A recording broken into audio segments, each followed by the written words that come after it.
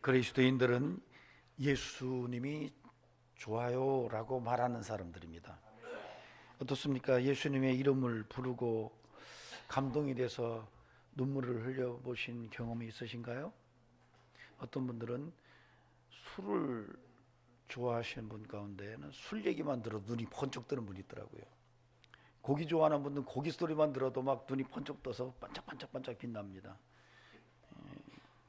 여러분은 예수 이름만 들어도 감동이 확 올라와야 돼요. 예, 아멘입니까?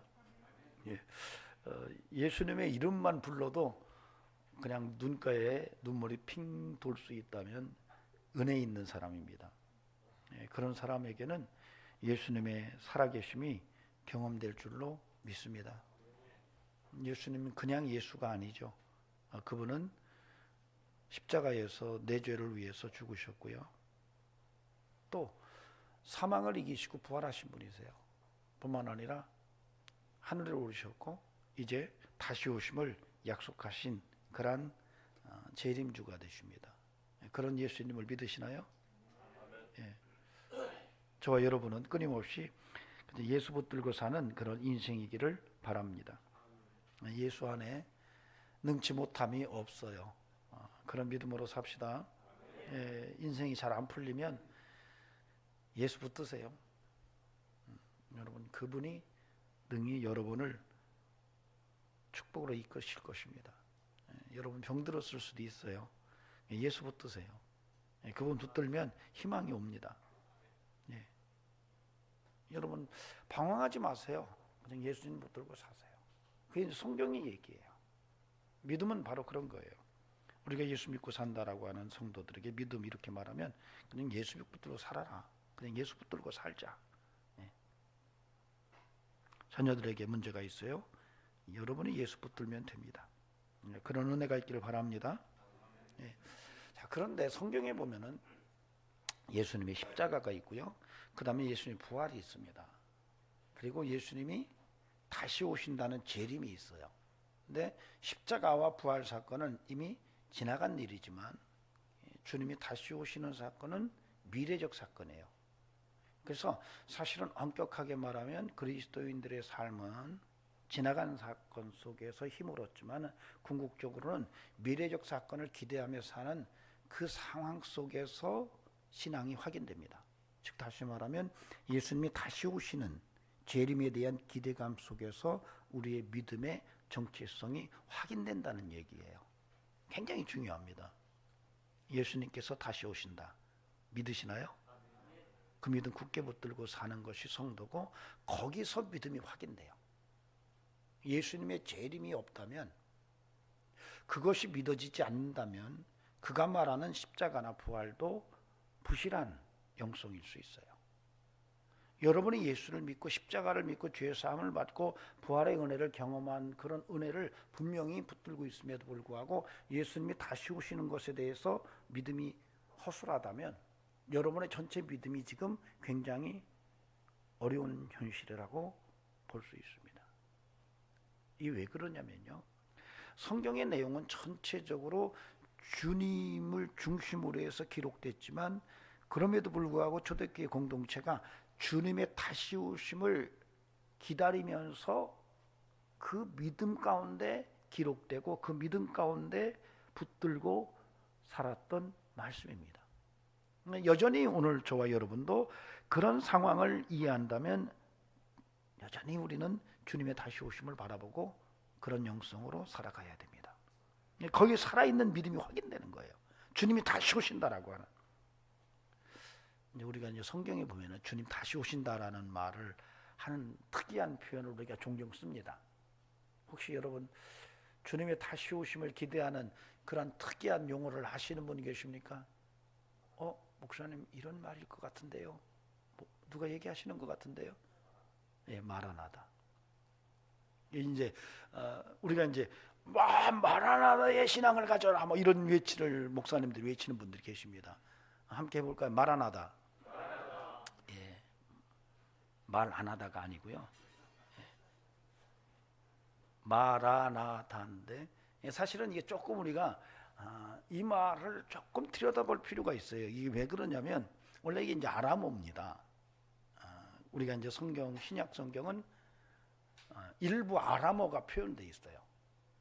그리고 대부분이 신약 성경은 헬라어로 쓰여져 있습니다. 근데 그런 그 언어적인 배경 속에서 이 마라나다라고 하는 이 아람어가 신약 성경에 껴들어왔다는 얘기는 굉장히 중요한 이 어휘론적인 의미를 품고 있습니다. 그럼에도 불구하고 이 마라나다라는 용어가 성경에 한 번밖에 안 나와요. 또 어떤 사본에 따라서는 마란아다, 마라나타 이렇게 좀씩 해석상의 문제를 안고 있어요. 그런데 이 마라나다라는 말은 이게 마라라는 말이 이게 주님 이런 뜻이에요. 나라는 말은 우리라는 말이에요. 우리 주님, 그러니까 마라나 다 오소서라는 말이에요. 그러니까 우리 주님 오시옵소서라는 말이에요. 이 마라나다라는 말이. 근데 이걸 이제 목사님들이 설명을 할 때 요한계시록 22장 20절에서 이 말을 해요. 근데 그 요한계시록 22장 20절의 내용은 직접적으로 마라나다라는 말이 없어요.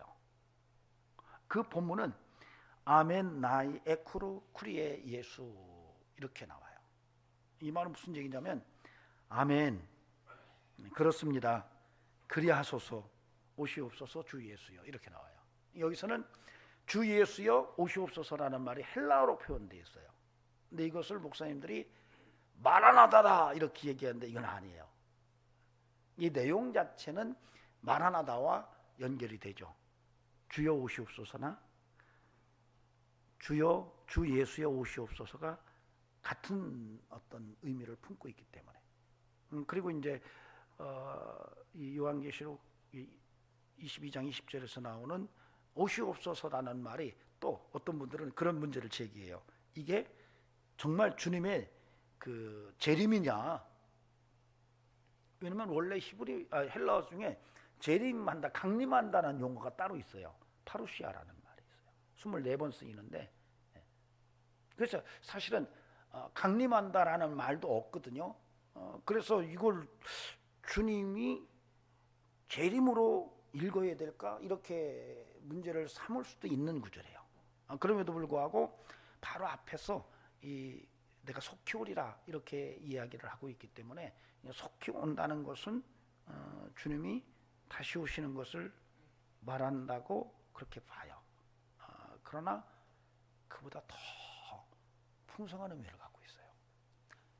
요한계시록 우리가 마지막에 주 예수의 오시옵소서라는 것은 주님이 계속 이렇게 오시는 의미도 있지만 현재 곧바로 내게 임하는 예수를 기대하는 구절치이기도 합니다.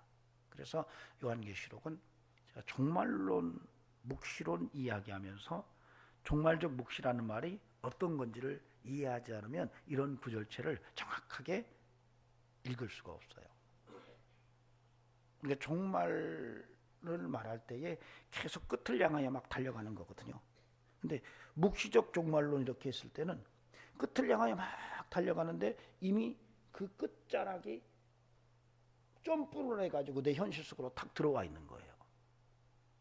이게 묵시적 종말인데 신약 공동체는 거의 이런 상황 속에서 주님의 재림을 이해했어요. 지금 시간이 막 흘러서 마지막을 향하여 가는데 이미 마지막 그 끝자락에 탁 점프해서 내 앞에 쫙 펼쳐져 있는 거예요. 이런 배경이 바로 요한계시록 속에 담겨져 있습니다. 그래서 이런 신앙생활을 우리가 지금도 한다면 지금이 바로 주님 오실 때예요. 믿습니까? 지금이에요. 언젠가 오는 게 아니에요. 지금 와요. 그래서 그리스도인들은 종말의 신앙으로 사는 거예요. 항상 주님이 지금 오신다라고 하는 이런 긴박함 속에서 신앙의 삶을 바르게 사는 인생이어야 돼요. 미칠 수가 없어요. 늦출 수가 없어요. 언제쯤 올 거다. 2년 후에, 3년 후에, 10년 후에. 아이, 지금까지 안 왔는데 몰라. 이게 아니라 항상 주님의 오심을 스탠바이하고 사는 이 신앙이 초대교회 성도들의 신앙이고 오늘 저와 여러분의 신앙이어야 돼요. 그럴 수 있기를 바랍니다. 그렇게 인식하고 살면 신앙생활은 굉장히 달라집니다. 그냥 늘적거릴 수가 없어요. 벌써 예배 드릴 때 살아 있어야 돼요. 왜요? 오늘 밤에라도 주님이 오시거든요. 자, 제 얼굴을 좀 보세요. 저 얼굴 좀 그래도 괜찮아요. 젊었을 때는 괜찮았어요. 지금은 이렇게 삭아가지고 머리도 빠지고 영 안 했지만은, 제 아내가 저를 남편으로 삼을 정도였었다니까요. 지금도 괜찮아요? 감사합니다. 그렇게 봐주셔서. 아니, 제가 이렇게 얼굴을 보면 예배 드릴 때 표정은 참 너무 곤고해요. 골고다 언덕으로 올라가는 것 같아요. 왜 그래요? 뭘 짐을 그렇게 많이 지고 골고다 언덕을 홀로 피 흘리면서 올라가는 것들, 이런 표정으로 예배 시간에 앉아있으면 안 되는 거예요. 지금 눈이 반짝반짝 해야 되고, 주님이 오늘 밤에라도 오시면 내가 천국 가는 거고, 내가 그 주님이 오셨을 때 잘했다 칭찬받는 인생이야, 이런 기대감을 갖고 살아야 되는데 전혀 그런 느낌이 없는 거예요. 사실은요, 주님이 오늘 밤에 안 오시면 내가 갈 수도 있어요. 주님이 안 오시면 내가 갈 수도 있어요. 이게 종말이라고 하는 것은 어떤 우리의 인간적인 시간의 타이밍을 쭉쭉 늘려서 하는 게 아니라 하나님의 시간을 의미하는 거예요. 그래서 여러분, 1992년 10월 28일이 어떤 날인지 아십니까? 혹시? 10월 28일 하면 뭐 생각나는 거 없으세요? 그때 우리나라에 휴거말 막 돌풍이 막 불었어요. 휴거가 일어난다 그래가지고 다미선교회에서 1992년 10월 28일은 주님 오시는 날이라 그래가지고 난리가 났어요. 이게 그 사실이냐 맞냐, 매스컴까지 들이대고, 그 다음에 그것을 믿는 학생들은 막 학교 퇴학하고 거기 가서 그냥 앉아 있고, 직장생활 하던 사람들도 직장 때려치고 거기가 앉아 있었고, 가출한 학생들이 거기 앉아 있었고, 군인들까지도 탈영해가지고 거기 앉아 있었어요. 그리고 주님 오실 것을 그렇게 기다렸어요. 근데 이게요, 휴거가 안 일어난 거예요. 그래서 그 다미선교회는 공개 사과문을 내고 단체를 해체했습니다. 여러분, 그렇게 몇 년 몇 월 며칠을 주님 오시는 날로 특정할 수가 없는 게 종말이에요. 묵시적 종말은 지금이에요. 몇 년 몇 월 며칠, 모년 모월 모일에 주님이 오신다, 그래서 흰 옷 입고 거기 가자, 이런 얘기는 성경과는 전혀 먼 얘기예요. 안타까운 것은 요즘도 세상이 좀 어수선하다 보니까 그런 종말의 이야기를 하는 분들이 있더라고요. 얼마든지 많이 해야 돼요. 주님이 다시 오시는 사건은 굉장히 많이 해야 돼요. 사실 그 다미선교회를 통해서 마귀가 노렸던 것은 한국의 교회의 강단에서 마지막 주의 재림의 메시지를 한 방에 날려버렸어요. 그 이후로 목사님들이 강단에서 주님의 다시 오심을 설교를 하는 분이 안 계셨어요. 감히 주의 재림을 설교할 수가 없었어요. 마귀는 그런 이단의 사설을 가지고 한국 강단을 완전히 주님의 재림 사상을 밀어내버렸어요. 그래서 강단에서 목사님들이 주의 다시 오심을 설교하지를 못했습니다. 그런데 그 사이에 희한한 그룹들이 그 틈을 비집고 들었어요. 그래가지고 무료 성경 학원이라 그래가지고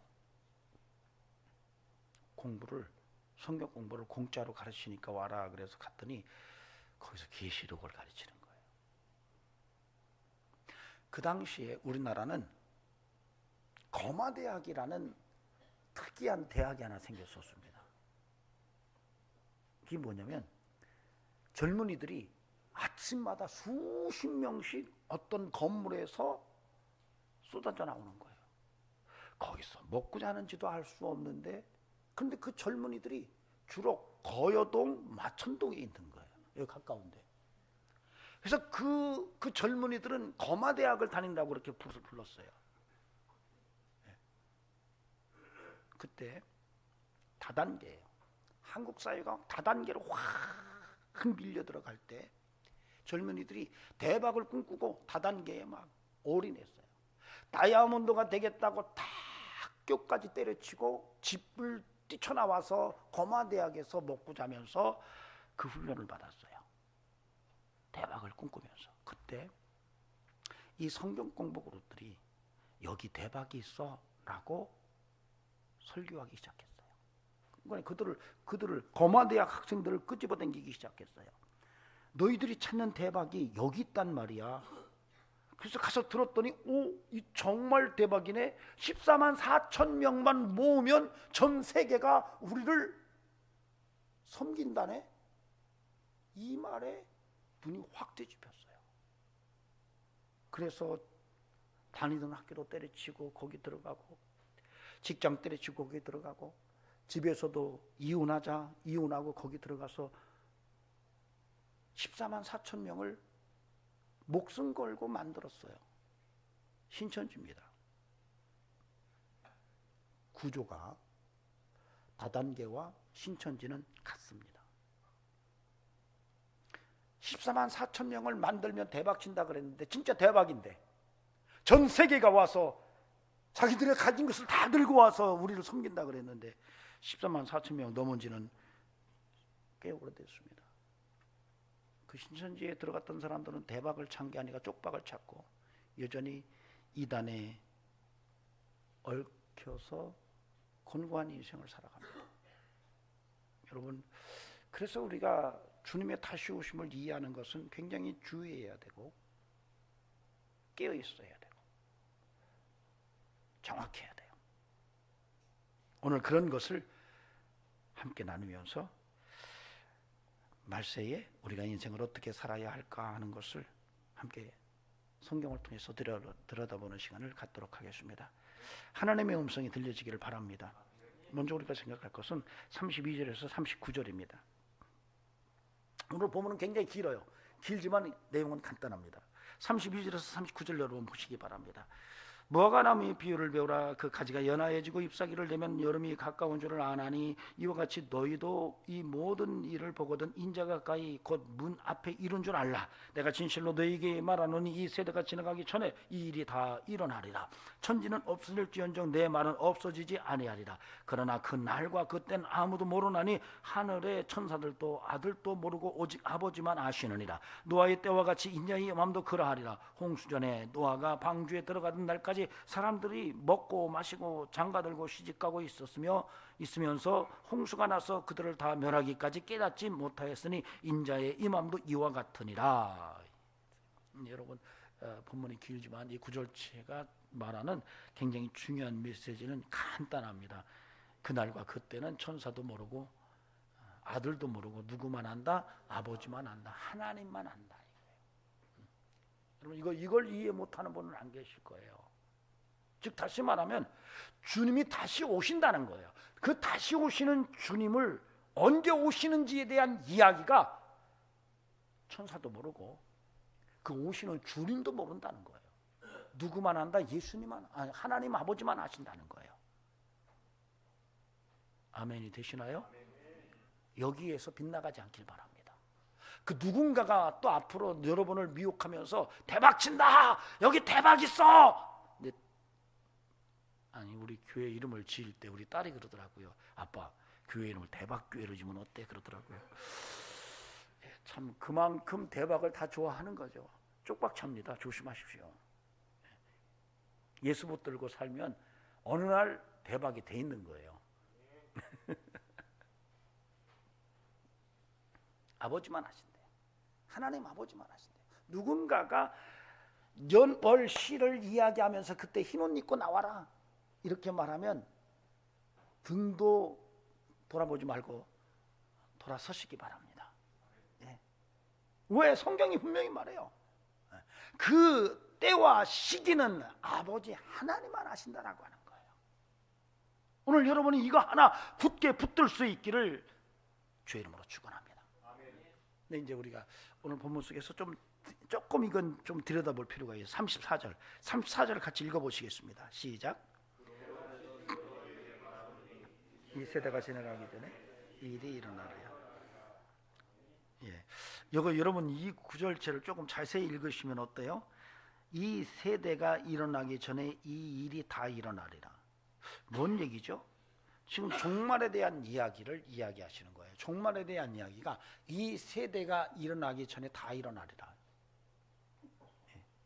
이 세대가 지나가기 전에, 그러니까 쉽게 말하면 지금 이 세대가 다 지나가기 전에 이게 다 일어나리라 이렇게 설명해 놨어요. 그러면 이거 해석을 어떻게 해야 돼요? 이미 그때 왔어야 되는 거죠. 그 세대 속에 종말이 있었어야 된다는 얘기예요. 이렇게 되니까 이 본문을 읽으면서 이미 그렇다면 주님이 그때 오셨어야 되는 거 아닌가? 이 세대가 지나가기 전에 일이 다 일어나야 되는데, 이렇게 이해하면 난해 구절이 되는 거예요. 이게 이제 여러분 이건 그 사본마다 조금씩 차이는 있지만 이것은 해석의 문제가 있는 본문이에요. 이것은 도치 형식으로 바꿔야 돼요. 그러니까 이 세대가 지나가기 전에와 이 일이 다 이루어지리라가 바뀌어져야 돼요. 그래서 어떻게 번역을 해야 되냐면, 진실로 내가 너에게 말하노니 이 일들이 모두 이루어질 때까지 이 세대가 결코 지나가지 아니하리라. 이렇게 읽어야 돼. 이게 직역이에요. 다시 한번 여러분에게 설명할게요. 이 일들이 모두 이루어질 때까지 이 세대가 결코 지나가지 아니하리라. 이 말은 제가 조금 더 의역을 하면, 이런 일들이 다 이루어지면 이 세대가 끝난다는 얘기예요. 좀 머리가 좀 복잡하죠?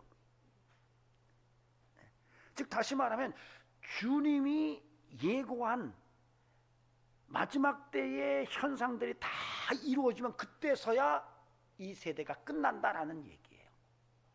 이런 해석을 위해서는 여기에서 세대라는 말을 조금 이해하셔야 돼요. 세대라는 말이 원래 게네아라는 말인데, 이것은 때로는 가문, 종족, 인종, 민족, 동시대의 사람들 이렇게도 있지만 시대의 기간도 설명할 수가 있어요.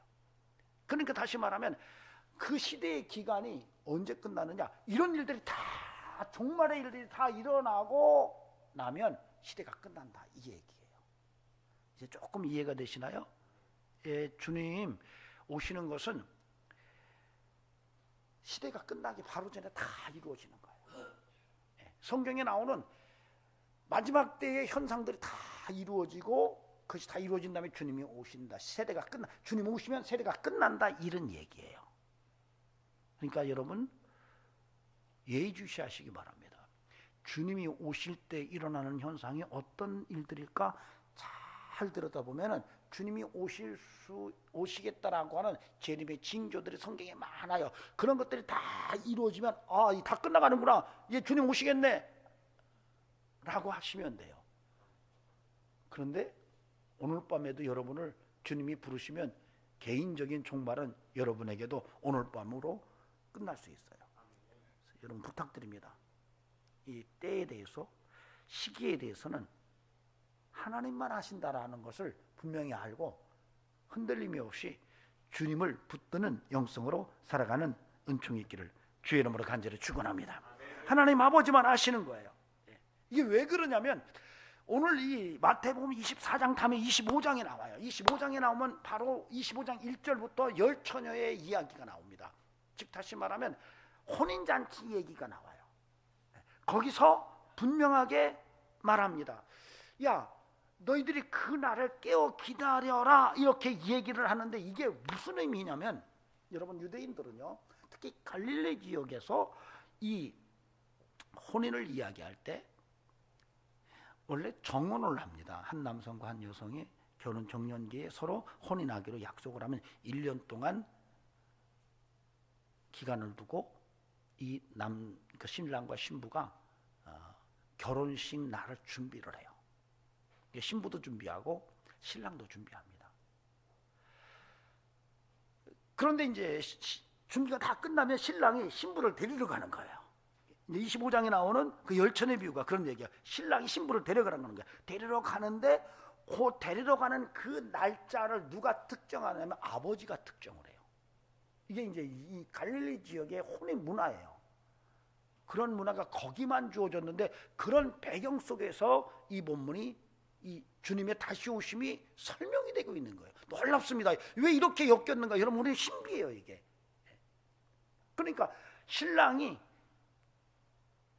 정혼한 아내를 데리러 가는 그 타이밍을 신랑이 정하는 게 아니라 아버지가 정한다는 거예요. 아버지가 보고 너 다 끝났네. 집도 마련했고, 야 그래 이제는 너는 네 아내를 데려와도 되겠어. 데리러 가. 오늘 밤에 가. 그래서 가는 거예요. 이 문화가 성경 속에서도 동일하게 엮여져 있는 거예요. 아버지만 아는 거예요. 여러분, 그래서 주님이 다시 오시는 것은 아무도 몰라요. 아버지만 아세요. 장목사 몰라요.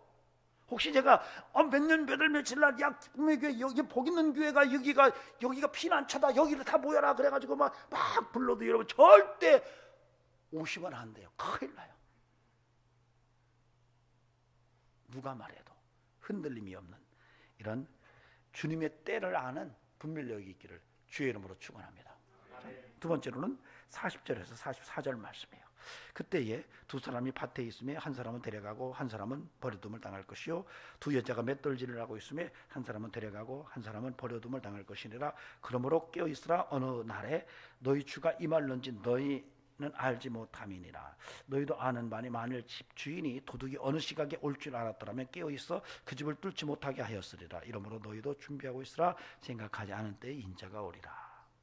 여러분, 이 말씀 속에서 분명한 것은 준비해라 이런 말이에요. 여러분, 주님의 다시 오심을 준비하시기 바랍니다. 스탠바이 하시기 바랍니다. 늘 그렇게 사시기 바랍니다. 주님이 오시는 것을 염두에 두고 항상 종말적 삶을 사는 이런 은혜가 저 여러분의 삶 속에 있기를 바랍니다. 여러분, 종말적으로 살면 종말적 인생은요 굉장히 여유롭습니다. 종말적 굉장히 긴박할 것 같은데 안 그렇습니다. 제가 얼마 전에 우리 목사님 한 분을 만나러 과천에 갔는데 제가 차를 딱 파킹을 하고 이렇게 있는데 누가 뒤에서 쿵 하고 받는 거예요. 야, 그래서 내려봤더니 볼보예요. 돈 벌게 생겼네. 볼보가 제 뒷 범퍼를 팍 받았어요. 보니까 살짝 표가 나요. 돈을 얼마를 부를까요? 얼마 부를까요? 얼마를 부를까? 볼보니까요. 아니, 여담을 할게요. 전에 제가 차를 카센터에다 맡겨놓고 수리를 맡겨놓고 아침에 가다가 아침에 이렇게 가는데 건너목에서 이렇게 서 있는데 차가 막 휙 하고 지나가요. 그래서 야, 이 사람 뭐야 이거.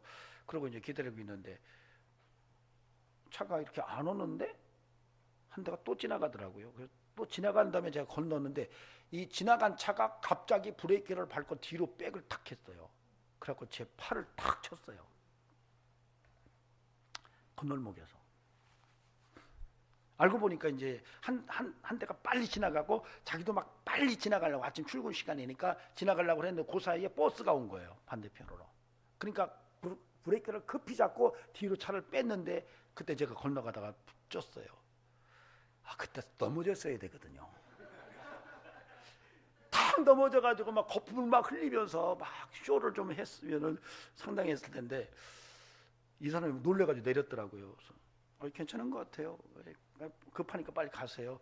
그러고 이제 전화번호만 주더라고요. 그리고 이제 차를 빼고 뭐 괜찮겠지 그러고 왔는데 그날 왔는데 온몸이 아픈 거예요. 그게. 그래가지고 계속 누워 있다가 우리 아내가 여보 그럼 병원에 한번 가야 되는 거 아니야? 근데 그게 건널목이에요. 제가 신고를 해서 들어가면 그 사람은 큰일 나요. 왜냐면 건널목이어서 그렇기 때문에. 전화를 했어요. 네, 너무 힘든데 물리치료를 받아야 되니까 20만 원만 보내라 그랬어요.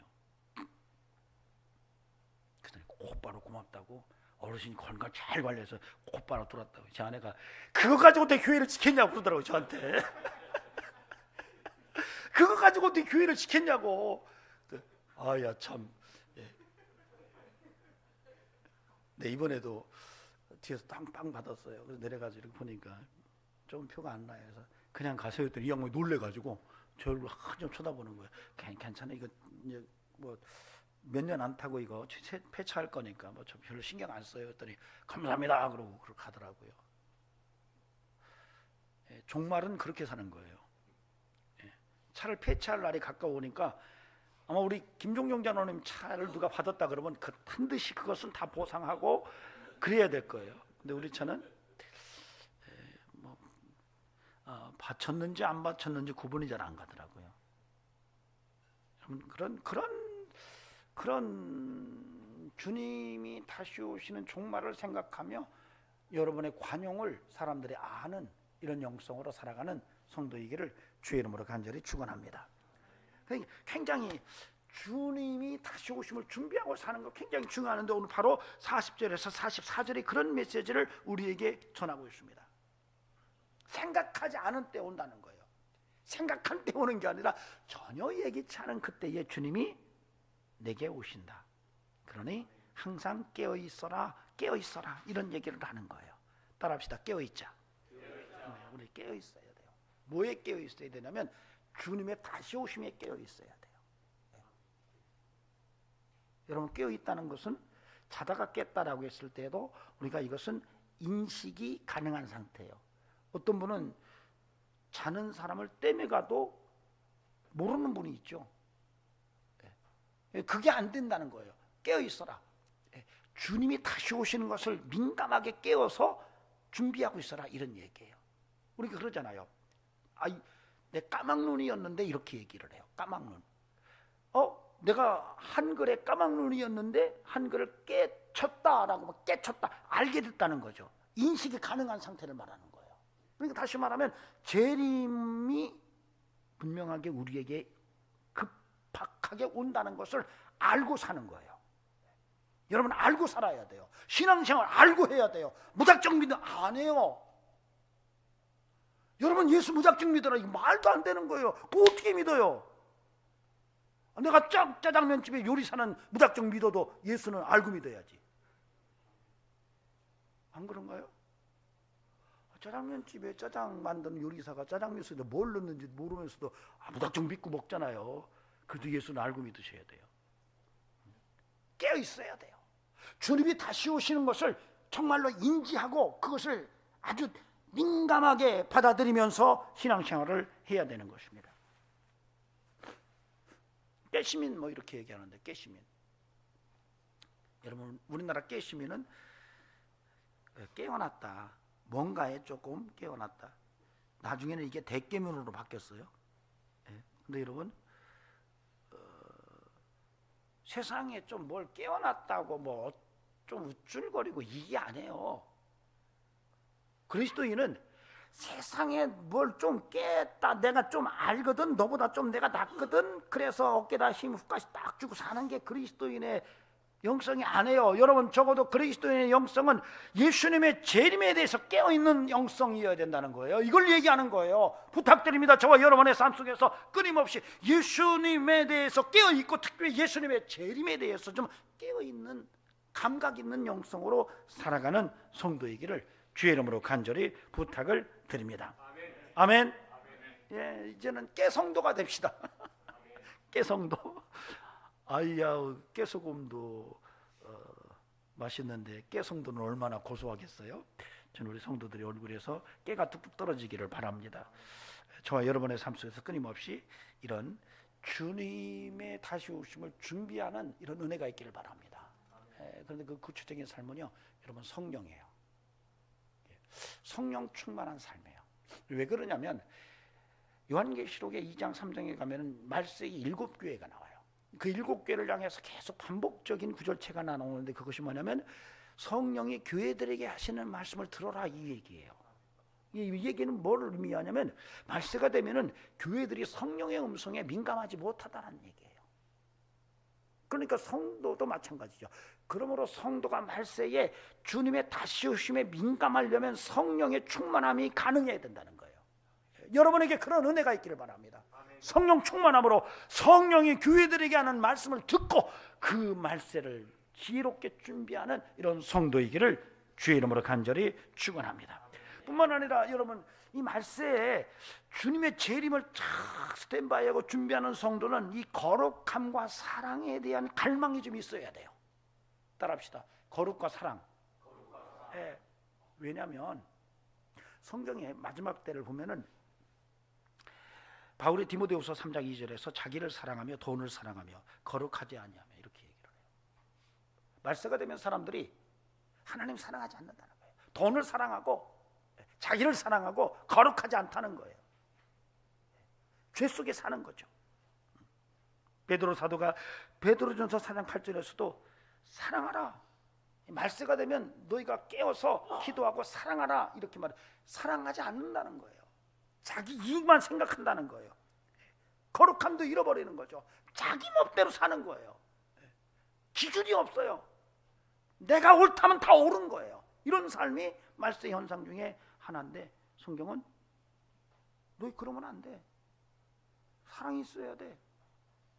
거룩해야 돼. 여러분에게 그런 은혜가 살아있기를 주의 이름으로 축원합니다. 근데 이게 중요한 게 있어요. 왜냐하면 왜 우리가 말세에 거룩함이 있어야 되고 사랑이 있어야 되냐면 우리가 분명히 아는 것은요, 바울 사도가 디모데후서 2장에서 20절, 21, 22절에서 하나님이 쓰는 그릇은 깨끗한 그릇이다 이렇게 말해요. 하나님이 쓰시는 그릇은 깨끗한 그릇이다, 거룩한 그릇이다 이 얘기예요. 즉 하나님께서 쓸 인생은 거룩한 사람이다 이 얘기를 하는 거예요. 하나님은요 더러운 인생 안 쓰십니다. 여러분 분명히 아세요. 하나님 더러운 인생 안 쓰세요.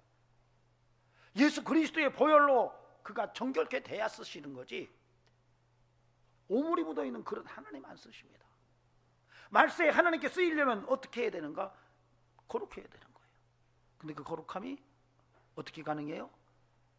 예수 안에서. 이호일 집사님이 앞으로 쓰시려면 예수 안에 푹 빠지셔야 돼요. 술독에 빠지면 안 되고, 술독에 빠지면 안 되고 예수 안에 주는 같은 준대여 목사님 이런 할 말은 없지만 예수 안에 푹 빠져야 깨끗해져서 쓰이는 거예요. 이전 것은 지나갔으니 보라 새 것이 되었도다 하는 마음으로 새로운 피조물로 예수 안에 푹 빠지면 하나님이 그를 들어 쓰십니다. 근데요 로마서 8장 28절에서 하나님을 사랑하는 자의 인생은 하나님이 합력하여 선을 이룬다고 말해요. 여러분 하나님을 사랑하면요 때로는 내가 실수해서 곁길로 나가도 나중에 하나님이 그를 합력하여 선을 이루세요. 이런 신비가 있어요. 그래서 거룩함이 있고 사랑이 있는 인생은 하나님이 쓰실 뿐만 아니라 하나님이 그 인생을 쓰시는 과정 속에서 합력하여 선을 이루세요. 그럴 수 있기를 바랍니다. 아멘도 안 하시네. 여러분 하나님께 쓰임받는 게 싫으세요? 또 합력하여 선을 이루는 게 싫으세요? 그런 분 있긴 있더라고요. 제가 옛날에 목회하면서 어떤 분이 그러는 거예요. 은혜 받으라니까 나 은혜 받기 싫대요. 그래서 왜 그러는데 그러면 내가 충성해야 되잖아요. 새벽 예배도 나야 돼. 헌금도 많이 해야 돼. 나 그거 싫다는 거예요. 너 그런 분도 봤어요. 한번 손 들어보세요. 여기도. 여러분 하나님께 쓰이는 게 복입니다. 그리고 하나님께 쓰이는 과정 속에서 하나님이 합력하여 선을 이루는 인생이 되는 것 정말 복이에요. 여러분 사람이 어떻게 다 완벽할 수가 있어요. 실수하거든요. 그런데도 믿음으로 살았더니 하나님이 합력하여 선을 이루셨더라. 이게 신비한 거예요.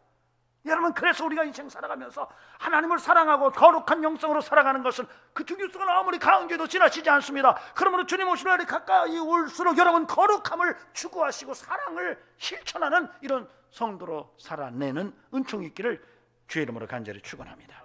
그런 은혜가 여러분의 삶 속에서 막 용광로의 샘물처럼 팍 터져 나올 수 있기를 바랍니다. 내 영혼아 이제 씻고 먹고 마시고 즐기자 이게 아니에요. 이제 창고에 가득하니 많이 모아놨으니까 이제는 먹고 즐기고 살자 띵까띵까. 이게 그리스도인의 삶이 아니에요. 주님의 재림을 생각하고 준비하는 사람들은 그럼에도 불구하고 사랑을 실천하고 그럼에도 불구하고 거룩함을 추구하고 성령을 쫓아 사는 인생으로 사는 인생이어야 돼요. 마지막으로 여러분, 주님의 재림을 준비하는 사람은 오직 예수예요. 따라합시다. 오직 예수. 이 그리스도인을 제가 여러분에게 한번 소개할 테니까 진짜 그리스도인이 어떤지 한번 물어보세요. 그리스도인, 그가 성경을 읽는다, 그가 예배를 드린다, 그가 예수를 믿는지는 알 수 없지만 선을 행하고 가끔 교회도 나가고 착하다. 그가 여러 신들을 다 믿지만 유독 예수를 더 의지한다. 가끔 불교도 믿고 무슬림 사원도 들어가지만 그래도 나는 예수를 더 의지한다고 말한다. 마지막으로는 오직 예수 외에는 다른 구원의 길이 없다고 말한다. 어떤 사람이 그리스도인이죠? 마지막 번. 맞아요. 마지막 맞습니다. 마지막. 예, 마지막. 다 잊어버려도 괜찮아요. 앞에 건. 여러분, 성경을 읽는다고 그리스도인이 아니에요. 예배를 드린다고 그리스도인이 아니에요. 착하다고 그리스도인이 아니에요.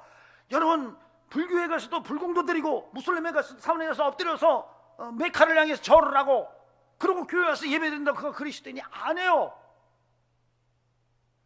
그리스도인은 오직 예수 믿는, 오직 예수만이 길이요, 오직 예수만이 생명이요, 오직 예수만이 하나님의 구원의 진리임을 믿는 자들이에요. 여러분이기를 바랍니다. 여러분의 삶이 오직 예수이기를 간곡히 부탁을 드립니다. 가끔은 사람들이 왜 예수쟁이들은 이렇게 고집스럽냐 이렇게 말을 해요. 여러분, 그리스도인 그러잖아요. 오직 예수만 믿어야 구원받아, 이렇게 말해요. 근데 세상 사람들은 그래요.